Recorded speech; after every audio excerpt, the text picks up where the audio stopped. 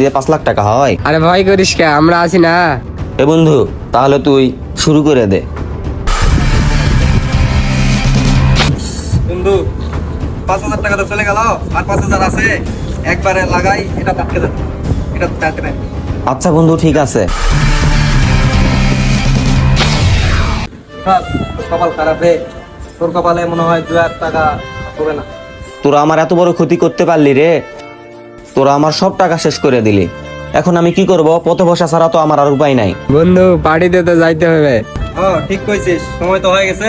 তো রিভার্স থাক, তোর সাথে এই বিষয়ে পরে কথা বলতেছি। ঠিক আছে, যা।